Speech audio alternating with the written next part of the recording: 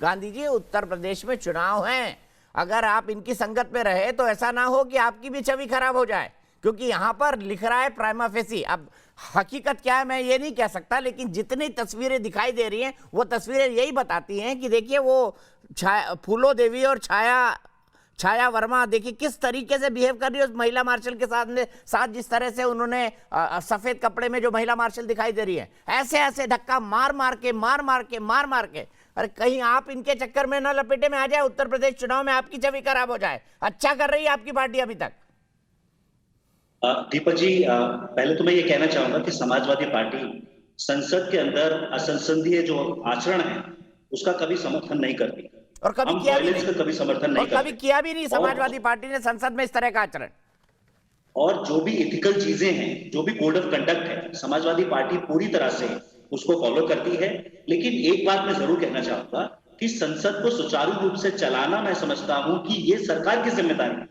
संसद पे जो फ्लोर मैनेजमेंट है या कोऑर्डिनेशन है अपोजिशन पार्टी से, ये सरकार की बहुत बड़ी जिम्मेदारी होती है, जिसमें सरकार कहीं ना कहीं विफल रही है। और इस सरकार की विफलता का नतीजा ये है कि कहीं ना कहीं अपोजिशन को ये लगता है कि सरकार जो पब्लिक इंपॉर्टेंस के मैटर्स हैं उनको डिस्कस नहीं करना चाहती। ठीक है, मैं किरोड़ी मीणा जी से पूछता हूँ। मीणा जी मुझे बताइए, क्या सरकार ने विपक्ष से बात करने की कभी कोशिश नहीं की? बताइए आप, क्या सरकार ने विपक्ष से बात करने की कभी कोशिश नहीं की? और ऐसी असभ्य मतलब संवादहीनता मैंने सरकार और विपक्ष के बीच आज से पहले कभी नहीं देखी।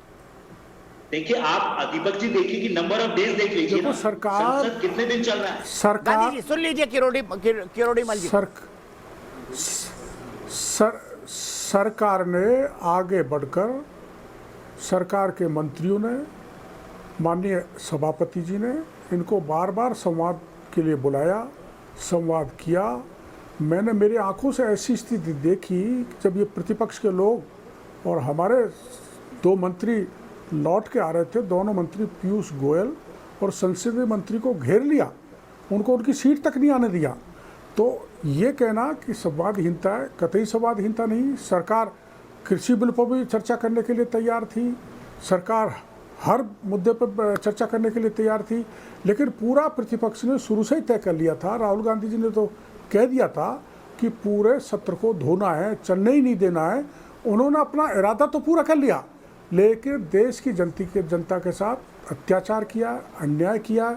हमारे जैसे सांसद और मेरे जैसे सैकड़ों सांसद जो वहाँ जनता की समस्याओं को उठाना चाहते थे, उनको महरूम करने का पाप अगर किया है तो प्रतिपक्ष के नेताओं ने किया, कांग्रेस के भाइयों ने किया, आपके सांसदों ने किया, टीएमसी के सांसदों ने किया है। आपके सांसद तो मंच पे चढ़ गए, उतरे जब दूसरे दिन उनको बजाने लग गए टेबल को। इस ढंग का व्यवहार किसी भी तरह से बर्दाश्त करने काबिल नहीं है। और ये आज की कांग्रेस और आज के जो राजनीतिक दल हैं इसको स्वीकार कर सकते हैं। मेरे को ये है कि नेहरू जी का, इनका सबका हमने देखा है, पुराने नेताओं को, वो इसको कभी भी बर्दाश्त नहीं कर सकते थे। उनकी आत्मा भी रो रही होगी। मुझे एक ब्रेक के लिए रुकना है। ब्रेक के बाद जब वापस आऊंगा तो मेरी एक दर्शक शिवानी जयपुर से जुड़ी है और नए पैनल के साथ जुड़ूंगा। साथ ही साथ हमारे साथ होंगे अनुराग ठाकुर, जो कि स्पोर्ट्स मिनिस्टर भी है और आईएनबी मिनिस्टर। ब्रेक के बाद